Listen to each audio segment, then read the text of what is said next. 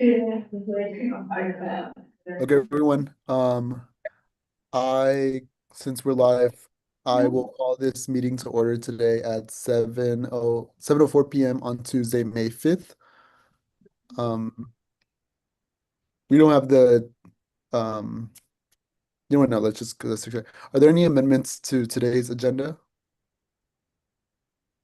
Yes, I'm raising my hand.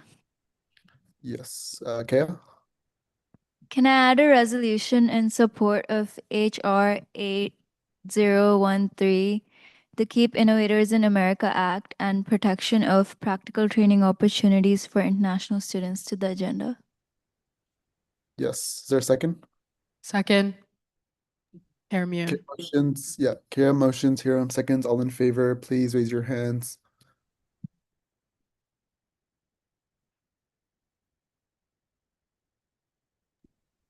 How many are in person? 4 of us. Okay.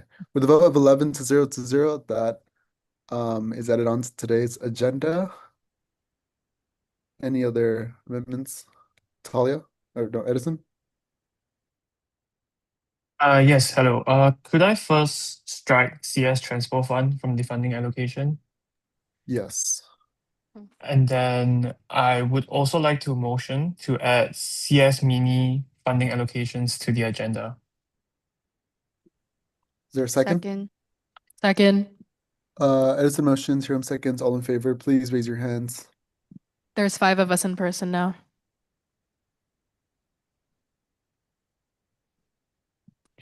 With a vote of 12 to 0, that is added on to tonight's agenda.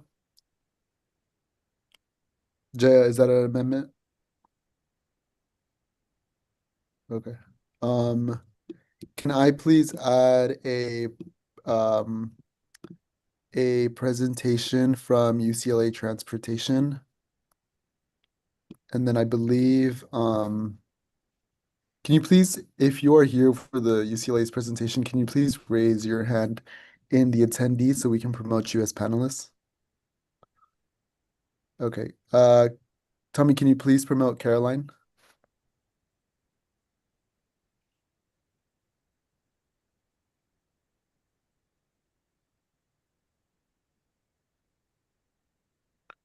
Caroline, who else is here for with the presentation? Is it also Raymond? Yes, Raymond Mancuso. Just him? I believe so. Okay. And I believe Michelle might have emailed already the presentation, but if not, can you, just to be safe, can you please email your presentation to this email? Of course. Thank you so much. And then we'll add the link. All right. In the meantime, I'm gonna go to Nico. Tommy. Nico? Hey everyone, could I add a discussion on election board procedures? Yes.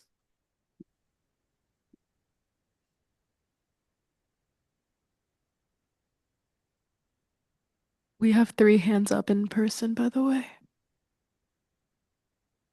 It's not a voting item. No, like to make amendments Oh, to it's the an amendment. agenda. Oh, okay. Thank you. Thank you. You can whoever's first. Okay, motion to add a discretionary fund request to the agenda. Yes. You have to say the amounts. Okay, wait, hold up. Um, Okay, motion to add a discretionary fund request of $2,781.10 to the agenda. Is there a Second. Is that Hannah? Sherry. Sherry. Hear a motion. Sherry seconds. All in favor, please raise your hands. 5 on our end. Thank you. With the vote of 13 to 0, that is added on to today's agenda, that discretionary request. Next, who is else is in person asking?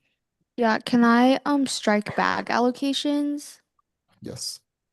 And then I've got 2 things to add. First, can I motion to add a letter of support for SB 417? Is there a second? Second. Sherry motions, Joy seconds. All in favor, please raise your hands. 5 on our end. Thank you. Please lower your hands. All against, all abstaining with a vote of, I think that was 13-0. That is added on to tonight's agenda. And you have a second motion? Yes. Can I add a letter of support for AB 736? Oh, sorry. I motion to add a letter of support for AB 736. Sorry. Your second? Second.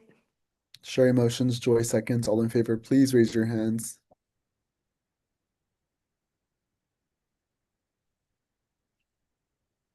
Five on our end. All right. With a vote of 13-0, that is added on to tonight's agenda. All right. Is there anybody else in person? Yes, this is Joy speaking. Can we please add OSAC 2026 to 2028 allocations to the agenda, please? Yes. Is there a second? Second. Joy motions, Hannah seconds. All in favor, please raise your hands. 5 on our end. Thank you. Please lower your hands. With a vote of 13-0, that those OSAC allocations are added onto tonight's agenda. Is there anybody And- else in person? Yeah, this is Joy speaking again. Can we please strike TGIF allocations? Yes. Thank you. Anybody on Zoom?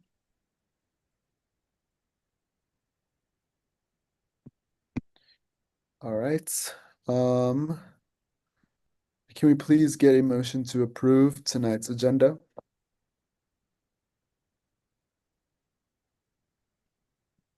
I motion to approve the agenda for May 5th, 2026. Second.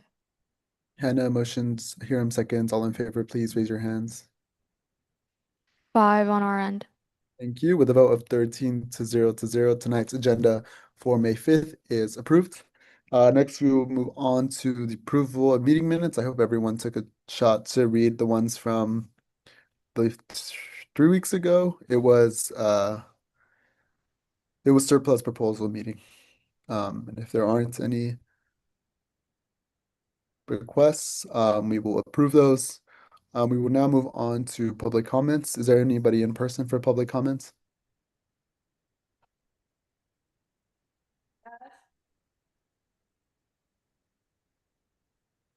Yes. Yes. Tommy, can you please bring the timer?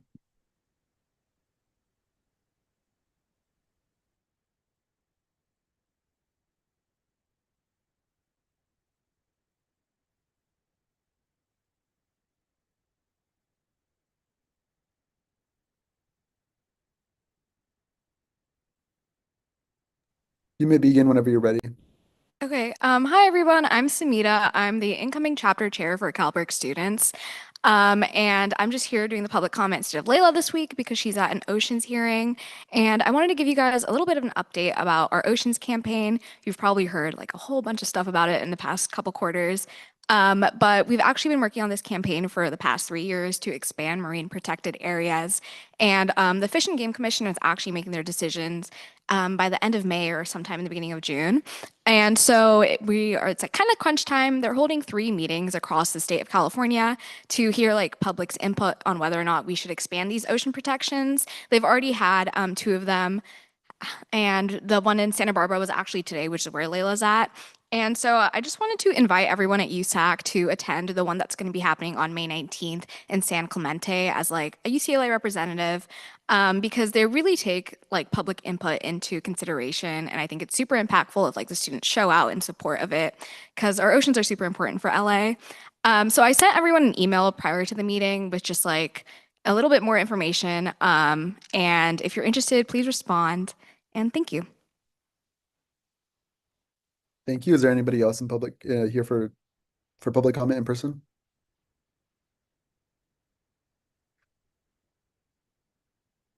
Sherry, I'm gonna have to ask you. No. No. Thank you. All right. Is there anybody online for public comment? If so, can you please raise your hand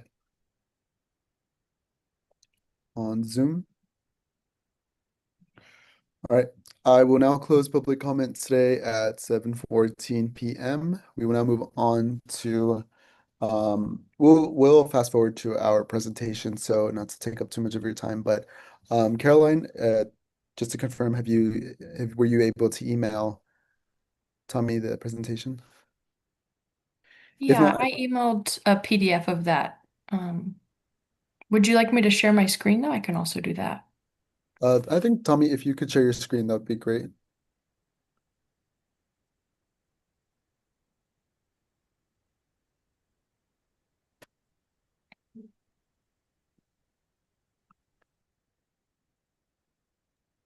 Right. Yeah. Okay. Yeah. You're all set, Caroline. Perfect. Well, thank you so much for having me today. Just as a quick little introduction here, my name is Caroline Urig.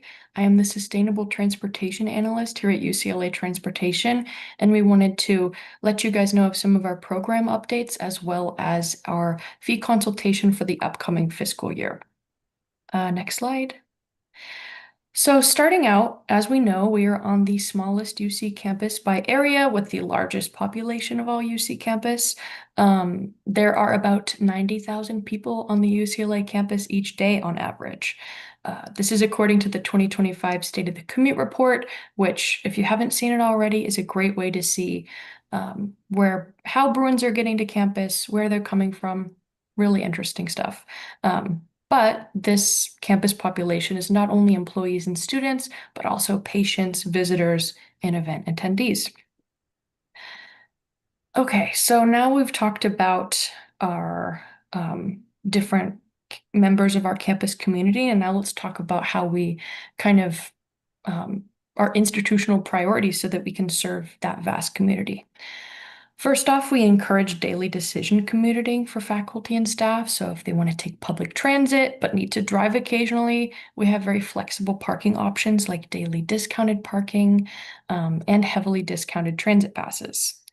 Of course, we have our student groups, which have discounted parking for those who qualify, as well as the UPass program for unlimited public transit access through LA County.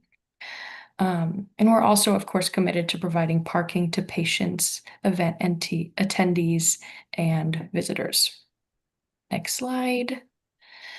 Okay, so now that we went over our campus community and our institutional priorities, let's look at a few metrics of our parking system. So we have just over 22,000 parking spaces on campus. Around 8% of this is dedicated to patients in the medical area. And then a majority of our stalls, you can see there 84%, are mixed use stalls. So they're split between UCLA affiliates and visitors, largely depending on the time of day.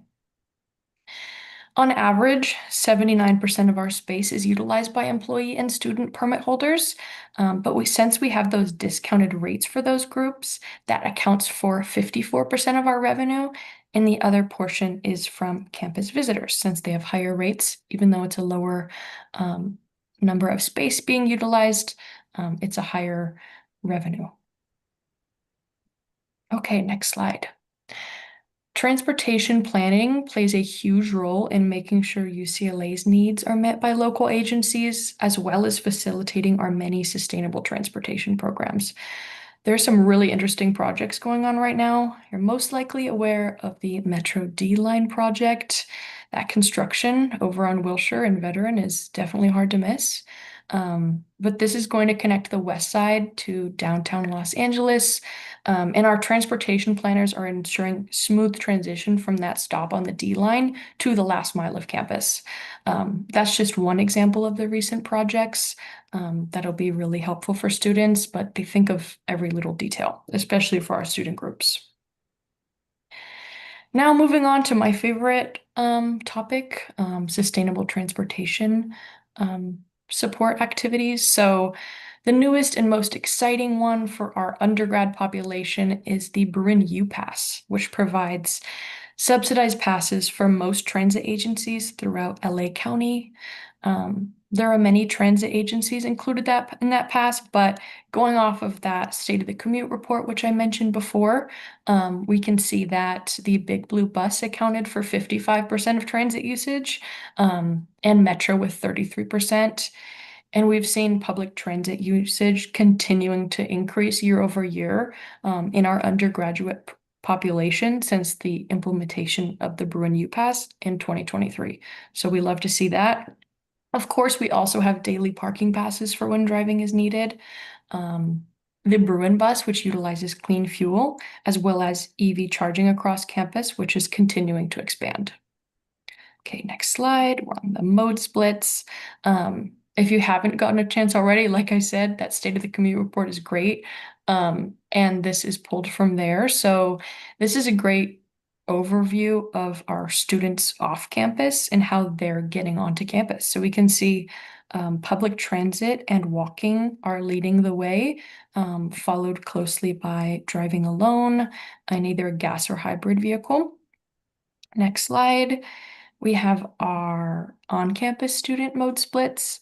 As expected, a majority of these students are walking, followed by public transit as well as e-scooters. Okay, next slide. Now that we've gone over our programs and our community, let's get into some financials. So it's important to keep in mind that unlike many UCLA departments, transportation is a self-supporting unit. We don't receive general campus funds. Because of this, we plan over a 10-year horizon to make sure we're maintaining strong reserves. This really helps us respond to unexpected challenges, the pandemic, for example, without dramatic impacts on parking rates, which is really important for us. We really strive to make sure we're using our revenue in the most efficient and cost-effective ways. And of course, comparing our fees to local rates to make sure we are staying competitive. Okay, next slide. Let's talk about some capital projects. So we are conducting a 30-year capital improvement plan for all parking structures. Part of being on such a beautiful campus that's over 100 years old is managing some pretty old parking structures, that some of which are reaching about 60 years of service. And when we're talking about using our revenues efficiently, this ties in because although servicing our parking structures is very expensive, it's a lot less expensive than putting it off and dealing with major repairs in the future. So we want to make sure we're cost effective and also keeping the safety of our campus community in mind. We're also improving cell coverage in underground garages, as well as expanding EV charging availability across campus. Okay, next slide. For the sake of transparency here, we really wanted to show you guys our projected revenues as well as expenses for the upcoming fiscal year. You can see here a lot of information. I won't get too into the granulars for the sake of time, but you're welcome to take a look over this. We have our direct as well as indirect operating expenses, our contributions to our debt, as well as our various revenue sources. And you can see here that we are planning to pull roughly $11 million just over from the reserves to cover this. And of course, these are projections. We can never predict exactly how much money we will be spending or making in the upcoming year, but this is how we plan our year out, as well as our parking fees, which is the next slide here. So with all this being said, here are the proposed parking fees for the upcoming fiscal year. The blue in that middle of the chart, you can see the proposed July 2026 rates. Our first row there is going to be the base rate, followed by the parking occupancy tax, as well as the total rate. So the base rate plus the tax. It looks like a lot. We just have a lot of different permit types, and we're also showing the estimated 27 to 28 rates. So there's a lot on that chart. We're not trying to confuse you. There's just a lot of information there. But across the board, this is a 5% increase for students, staff, as well as visitors. It's really helpful to look at our fees in the context of other local campuses as well as similar UC areas for comparison. And we can see here in this next slide, we remain competitive and with even lower rates than most of these other campuses. It's also important to note that that first column there, our proposed rates, are the upcoming rates. The other campuses here, the other 4 columns, are their current rates, which are likely going up in the next year. So we're kind of comparing 2 different years here, and we can see that we still remain very competitive and lower than most of these other campus comparisons. Talking about comparisons, let's look even more locally to round this presentation out. Here is a local market comparison of Westwood parking options. We have monthly, which range from $180 to $415 a month, with around $270 being the average monthly rate for parking. And then we have our all-day rates, our daily maximums. So those start at around $15, and the higher rate being around $53 with $30 on average. And that is the end of our presentation. I know I threw a lot at you, so is there any questions I myself or one of my colleagues can answer for anyone here?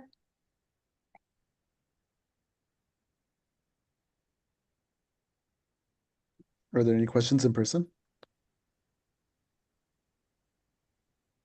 Sherry, No. are there any questions for anyone from anyone online? All right. I also don't know if Raymond was also part of the presentation or if he had like any. Oh, he was just here in case anyone did have questions. Oh. If I couldn't answer, he's our director for commuter and parking services, so he would definitely know the answer if I didn't. So there he is. Thank you so much. I also don't have any questions, but No if you have worries. anything else to add. Thank you. Well, if anyone does have any questions, our agents are always happy to answer. Transportation at ts.ucla.edu. You can get any of your questions answered about anything we talked about in this presentation. Really appreciate your guys' attention. All right. Thank you so much to both of you. Thank You you. all. Have a great night. You too. All right. Next, we will now move on to our contingency programming with Bethany. Hi. This week we had a total contingency program request of $73,597, and we recommend an allocation of $22,922.43 for 1 USAC entity and 48 non-USAC entity. I've pasted it in the chat, and I'm happy to answer any questions. Are there any questions? If not, can we please get a motion?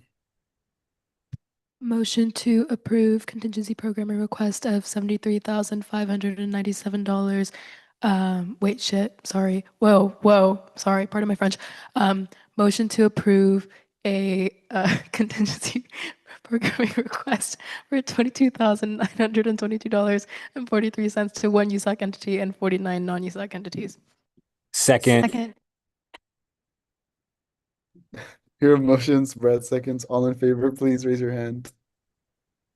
5 on our end. Thank you. With a vote of 12 to 0 that contingency allocation is approved. Next, we have SFS. Yes, hello. This week SFS recommends an allocation of $30,111.24 to 7 USAC entities and 28 non-USAC entities. Thank you. Are there any questions or comments? If not, those are approved. Next, we have SWC. Hannah. This week, SWC recommends an allocation of $2,959.13 to 4 non-USAC entities. Are there any questions or comments? If not, those allocations are approved. Next, we have ASRF and travel mini grant with Chris. Hello, everyone. This week, we recommend an allocation of $2,146.99 for the Travel Grant Mini Fund for 5 non-USAC entity and 1 USAC entity. And for the Academic Success Referendum Fund, we recommend an allocation of $4,530 with 85 cents to 11 non-USAC entities. Are there any questions or comments? If not, those are approved. Next, we have CS Mini Fund. Yeah, hello. So for this week, CS Mini recommends an allocation of $11,860.48 to 3 USAC entities and 8 non-USAC entities. Any questions? Otherwise, I can motion for it to be approved. Oh, sorry, I just realized I missed ARC, but we'll come back to you, Divine, sorry. No, okay, if not, can we please get a motion? Yes, I motion to approve the CS Mini allocation of $11,860.48 to 3 USAC entities and 8 non-USAC entities. Second. Edison motions, who is that seconded? Hiram. Hiram, second, all in favor, please raise your hands.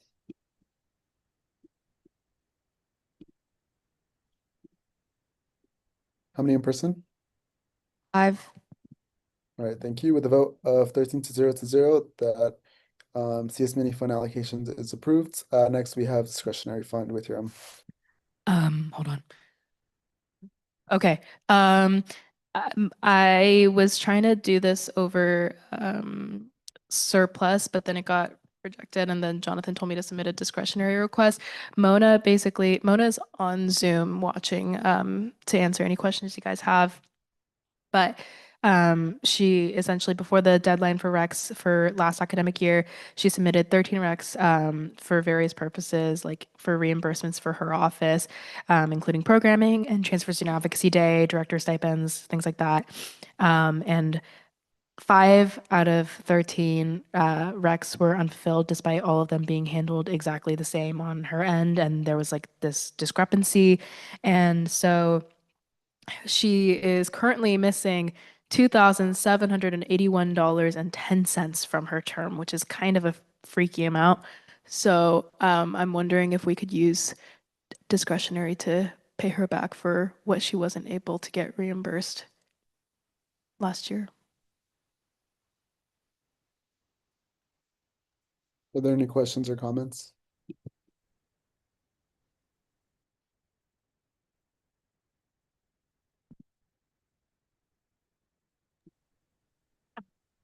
No. Just to clarify, Jonathan, I know there's like a policy where you can't pay honorarium to people who graduated within like 2 years. Are we good if this is approved? These aren't honorarium, they're reimbursements. Okay, sounds good. All right. Any other questions or comments? All right. Can we please get a motion then? Motion to approve a discretionary fund request for $2,781.10. Second. Hero motions, Joy seconds. All in favor, please raise your hands. 5 in person. Please lower your hands. All against. All abstaining. With a vote of 12 to 0 to 0, that discretionary fund request is approved.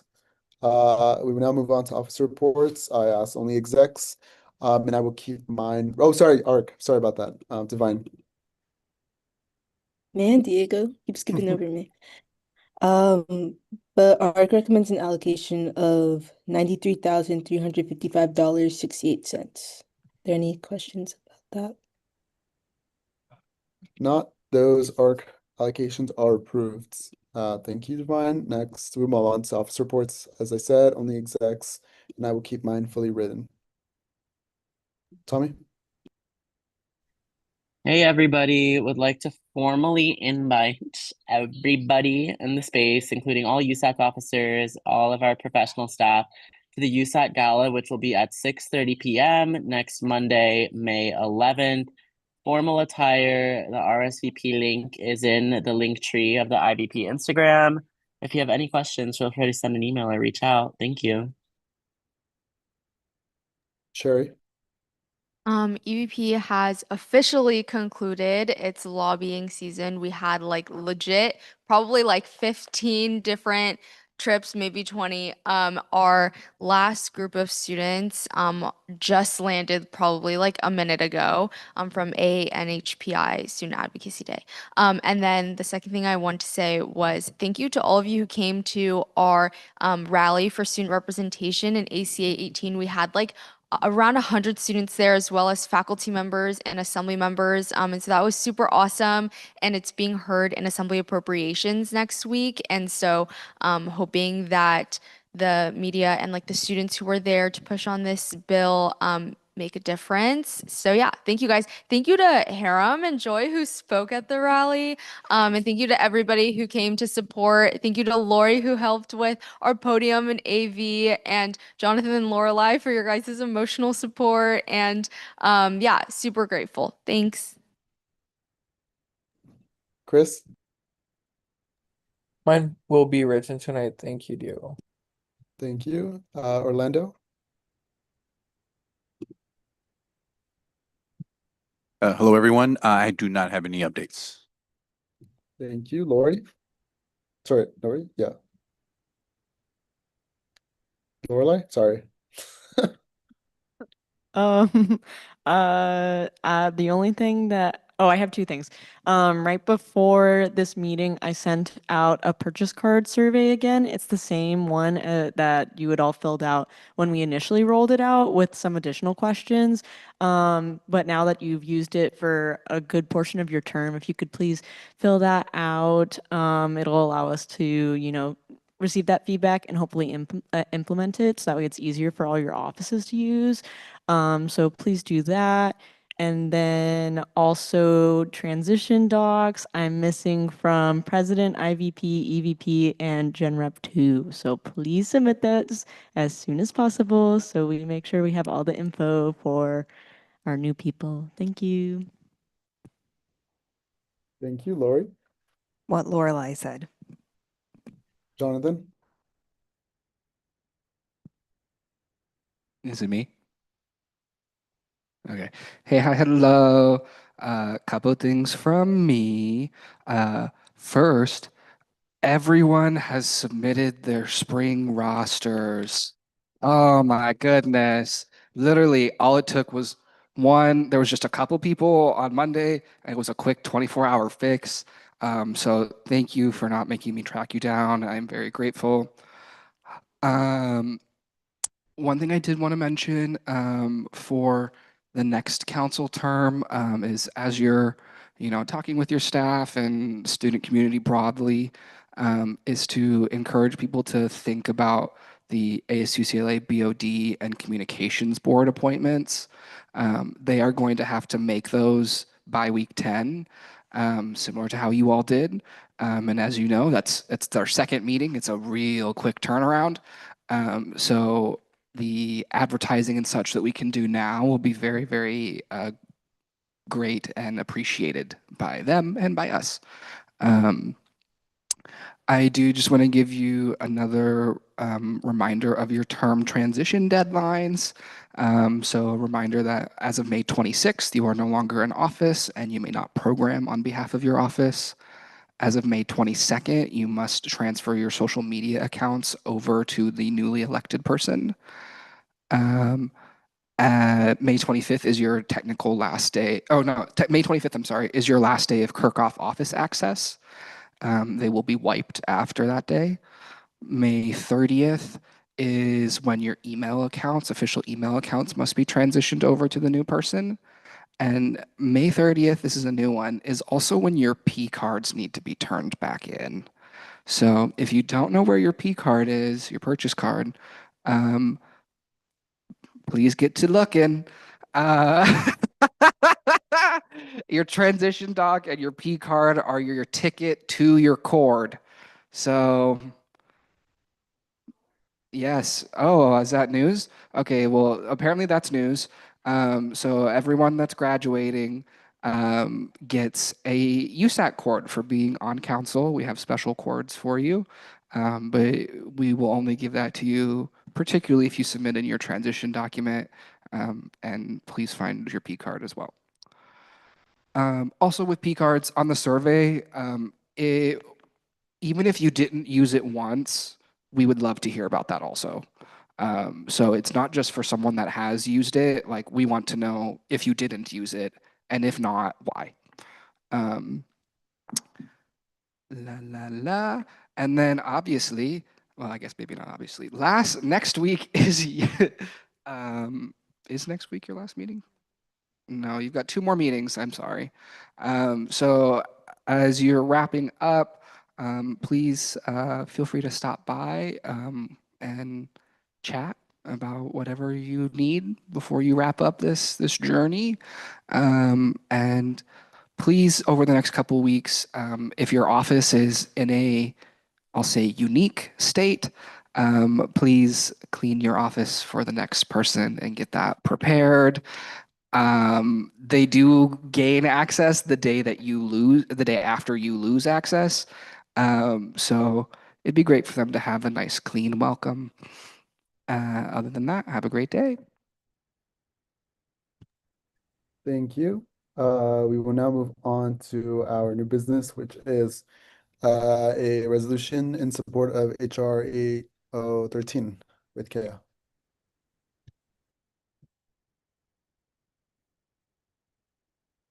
Hi, I'll just give a summary of what this is. So HR 8013, which is titled the Keep Innovators in America Act. This is basically a bill that was introduced on March 19, 2026. And the purpose of this was amending the Immigration and Nationality Act to formally codify the Optional Practical Training, which is OPT, as a statutory program. So for those of you who don't know what OPT is, it's the 12-month extension or 24-month STEM extension that international students get who are on an F1 visa in order to get an employment authorization. And this is kind of, especially right now, it's really hard for international students to get jobs because most companies are not willing to sponsor based on whatever is happening politically. So this is super important. And the fact that it's not already codified itself is like um, pretty concerning. So right now, the OPT is completely delegated to DHS. And yeah, so all this resolution does is kind of support codifying the OPT. If you got, and a version of this resolution is being passed at every UC this week. So if you guys have any questions, I'm happy to answer.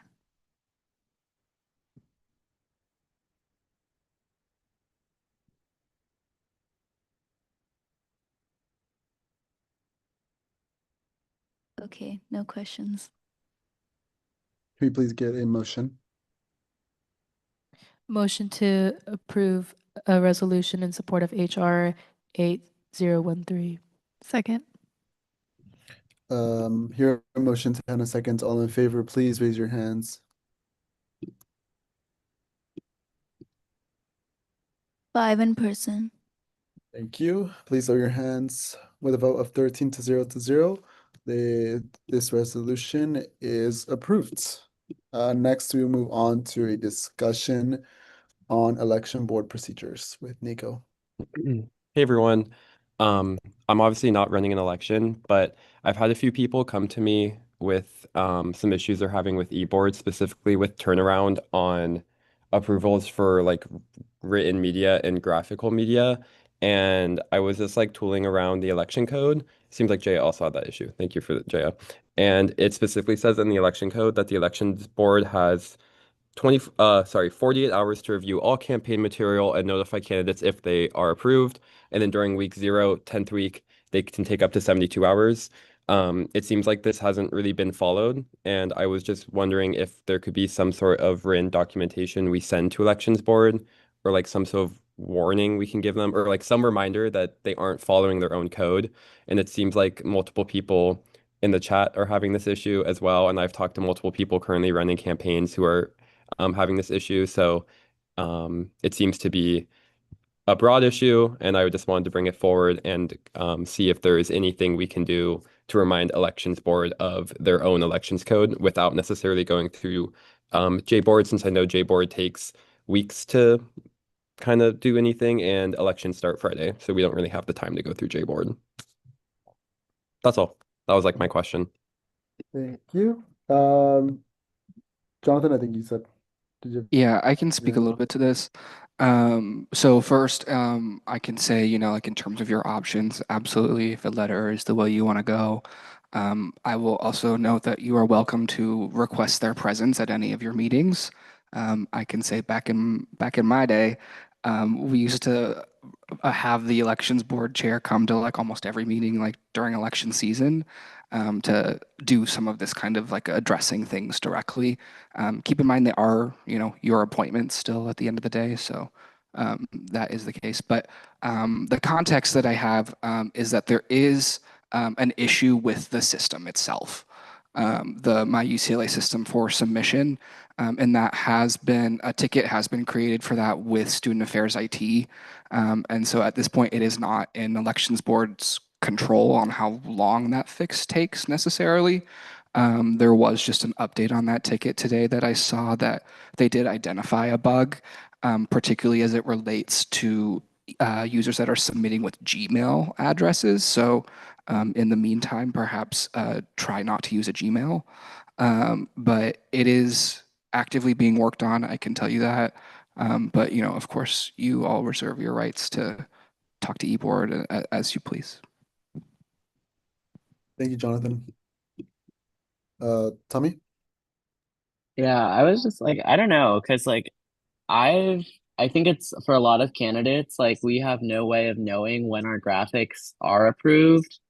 Um, and it's just like in limbo for like forever unless we reach out. And then when we reach out, the response is always like, oh, it was approved XYZ date.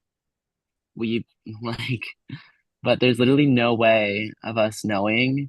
And it, I don't know, it's kind of jeopardizing the fairness of the election in terms of getting graphics approved in a timely manner when there's no confirmation that the graphic was even received. There's no confirmation that it was approved. It's literally just we received no communications whatsoever because of this bug. I just And want to then wait, sorry, Tommy. I just want to advise against like if you are a member of a representative or if you yourself are a candidate to not talk about this because you kind of have a platform as being a council member. With that said, Chris. Well, I will speak on it on behalf of Tommy because that sentiment is not exclusive to Tommy and his campaign. It's actually inclusive of a lot of candidates that I have heard from across the board. It seems to me, anecdotally speaking, that the elections board seems to be somewhat disorganized because that exact sentiment, as I mentioned, has been expressed throughout the board.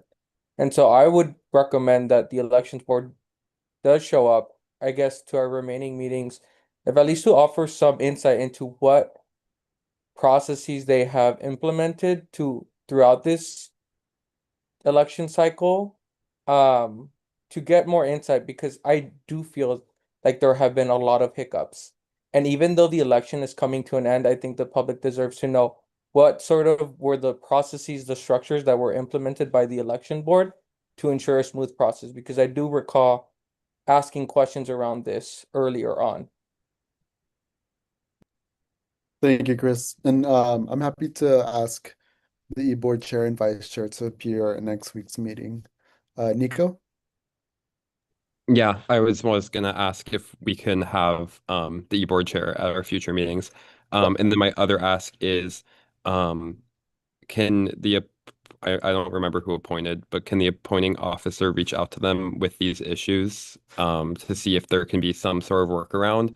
Because I know that like if the graphic system, the submission form is broken, that's not their fault, but they need to come up with a solution then because elections start Friday. So we can't rely on UCLA IT. We need to have a different system to keep our election fair.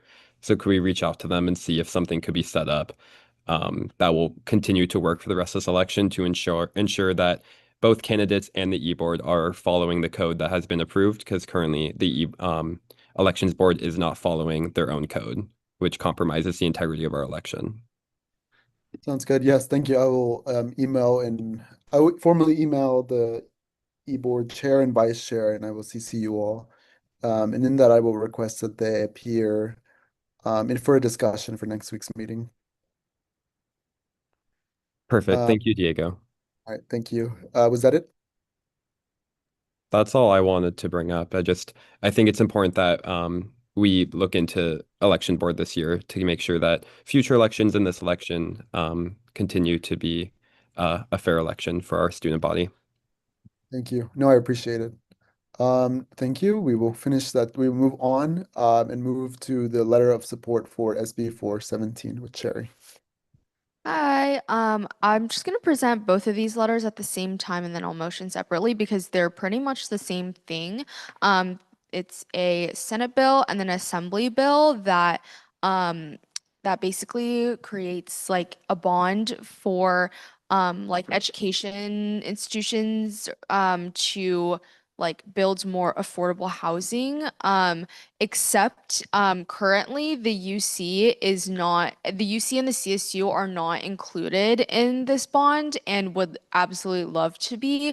Obviously, I don't need to like preach to the choir, but like we have a huge housing issue, affordability crisis, and we need to make sure that students are having a place to sleep at night that is affordable and safe. And we're seeing like the UC sort of continuously increase the number of students and trade like student comfortability for like the existing infrastructure. And so these two letters are both support if amended.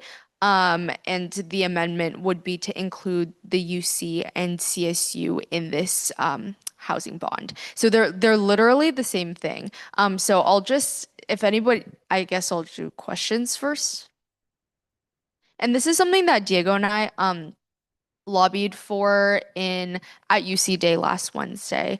And so it is a UC-wide sentiment that this is something that would be very beneficial for all of our campuses.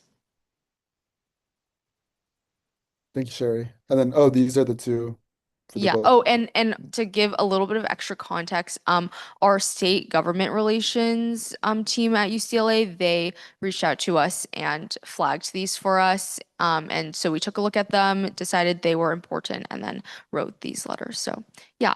Okay. If not, I will first motion to pass USAC's letter of support if amended for SB 417. Is there a second? Second. Sherry motions, Hiram seconds. All in favor, please raise your hands. 5 in person. Thank you. Please lower your hands. All against and all abstaining. With the vote of 13 to 0 to 0, the letter is approved. Next letter. Great. Next, I motion to pass USAC's letter of support if amended for AB 736. Is there a second? Second. Sherry motions, Hiram seconds. All in favor, please raise your hands. 5 in person. 5 in person. Thank you. With the vote, please lower your hands. With the vote of 13 to 0 to 0, the letter for AB 736 is approved. And now we have USAC with Joy. Hi, hopefully the last OSAC change, but yeah, if you look at that spreadsheet, the only thing that is color coded in yellow is the one change that we have. We're adding one more group to Kirkhoff 324. Yeah, based on a misunderstanding we had with their application. And no other organizations or student groups are affected. All right. Thank you. Can we get a second? Second. Oh, wait, sorry. Can we get a motion first? I move to approve the 2026 to 2028 OSAC allocations. Second. Joy motions, Hiram seconds. All in favor, please raise your hands. Here. Please lower your hands. With a vote of 13 to 0 to 0, OSAC 2026-2028 allocations are reapproved. With that said, I will now adjourn today's meeting at 7:53 p.m. Thank you, everyone.